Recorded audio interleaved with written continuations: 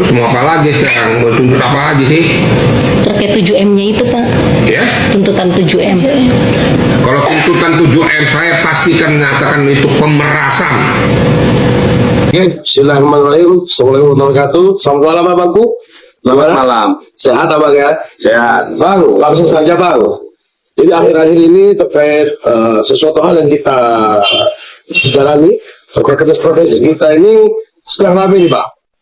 Hanya beberapa rekan-rekan yang memberikan statement yang ikut nimbrung dalam kegiatan kita ini, Bang. Ada seseorang purnawirawan jenderal yang menjelaskan bahwasanya apa yang kita lakukan ini terkait tuntutan, terkait gugatan ini memenuhi unsur pemerasan katanya. Gimana menurut Abang? Begini ya, mohon maaf ya tidak terlepas rasa hormat saya kepada Bapak Purnawirawan Jenderal ya. Betul. Nah, kalau tidak salah Irjen atau ya. Betul. Bapak ini kan aparatur penegak hukum ya. Itu makanya Bapak Jenderal yang terhormat jangan sampai jenengan itu salah dan berbicara karena jenengan itu aparatur penegak hukum yang sudah menyelesaikan dua bintang gitu. Betul.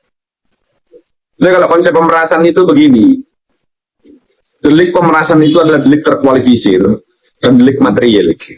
Delik terkualifisir itu artinya apa? Dia harus punya satu kualifikasi, yaitu adanya paksaan, ya, dengan menggunakan ancaman kekerasan maupun dengan kekerasan menyebabkan seseorang menyerahkan sesuatu barang kepadanya. Jadi standar deliknya itu adalah ada unsur paksaan dengan menggunakan kekerasan maupun ancaman kekerasan. Itu inti deliknya, Pak Jenderal. Jadi inkasu kalau di dalam perkara saya ini tidak ada yang namanya unsur paksaan dengan menggunakan kekerasan maupun ancaman kekerasan, khususnya terhadap Denada, untuk menyerahkan sesuatu barang kepada kita, nggak ada. Dan penyerahan barang itu harus terlebih dulu ada, karena deliknya delik material, harus ada akibat dulu. Di dalam 368 yang sekarang itu menjadi pasal 482 di KUHP yang baru. Itu satu ya.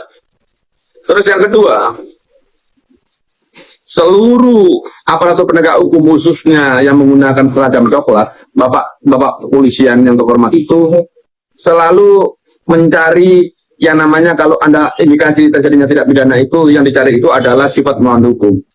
Yang diterjemahkan di dalam bahasa Belanda itu istilahnya wederhelft.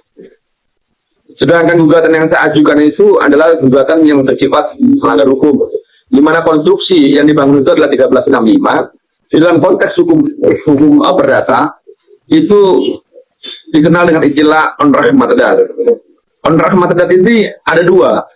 Unsurnya yang paling penting itu adalah onrah matadat dengan win, yaitu kerugian. Di mana harus ada hubungan kausalitas antara perbuatan yang bersifat melanggar hukum dengan kerugian, kan begitu? Betul. Bapak tidak tahu perbedaan antara wederhelft dengan onrah matadat karena pasca putusan Ares Sugrat melalui putusan Lilin Pampohan 31 Januari 1918, Sugrat menyatakan bahwa onrah matadat nite onwet matadat. Jadi yang dipersamakan dengan wederhelft itu adalah onwet matadat. Itu loh. Jadi mohon maaf Bapak, unsur pemerasan ini sama sekali tidak bisa terpenuhi karena sifatnya sifat perdata. Apa yang dimaksud onwet matadat, apa yang dimaksud wederhelft, apa yang dimaksud onrah matadat. Sugrat melalui putusan Lilin Pampohan kemudian membreakdown apa yang dikatakan onrah matadat. Onrah matadat itu ada 4. Yang pertama itu melanggar hak orang lain, yang kedua itu bertentangan dengan kewajiban hukum si pelaku, yang ketiga itu bertentangan dengan kepatutan, yang keempat itu bertentangan dengan kesusilaan. Sedangkan konsepnya wederhelft itu sama dengan onwet matadat. Apa yang bersifat melawan hukum? Melanggar undang-undang, bertentangan dengan undang-undang. Kalau kita berbicara tentang konstruksi hukum pidana, semua itu harus melanggar undang-undang. Nah, ketika Sugrat menyatakan bahwa onrah matadat nite onwet matadat, itu menyatakan bahwa tidak semua perbuatan melanggar hukum itu adalah melanggar undang-undang. Betul loh. Karena ada melanggar kewajiban hukum si pelaku, melanggar hak orang lain, melanggar kepatuhan dan melanggar kesusilaan. Ini semua kalau dikeluarkan melalui wederhelft akan bertentangan dengan yang namanya asas kepastian hukum. Itu Bapak Jenderal yang terhormat, itu saya jelaskan bahwa bagaimana caranya kita mengajukan gugatan 1365 ya, yang konstruksinya onrah matadat, yang kemudian disikat semuanya melakukan pemerasan. Tidak mungkin itu. Karena apa? Karena gugatan saya ini, khususnya di Nada, itu ada 3 prinsipal. Prinsipal yang pertama itu Resa yang meminta pengakuan anak. Prinsipal yang kedua, ya terkedua, itu adalah ibunda saya, yang notabene orang yang menerima pengasuhan Resa mulai kecil. Yang ketiga adalah ayahanda. Kedua orang ini dengan Denada hubungannya apa? Hubungannya perikatan, Pak. Jadi ketika kita berbicara tentang hubung perikatan, maka sifatnya obligator. Obligator itu di mana para pihak itu memiliki hak dan kewajiban masing-masing. Di mana si penitip anak itu, yaitu inkasu Denada, wajib untuk memberikan nafkah, ya, biaya pendidikan, habis itu biaya perawatan ketika dia sakit, habis itu nafkah hidup. Nah, itu semua ada di tangan Denada selaku dia yang menitipkan orang. Kalau ternyata dia tidak memenuhi kewajibannya selaku pihak yang menitipkan, terus gimana kalau kita katakan bahwa yang menerima penitipan ini kemudian meminta haknya untuk biaya semuanya itu yang dia tanggung, untuk kemudian bersifat pemerasan? Kan lucu jadinya.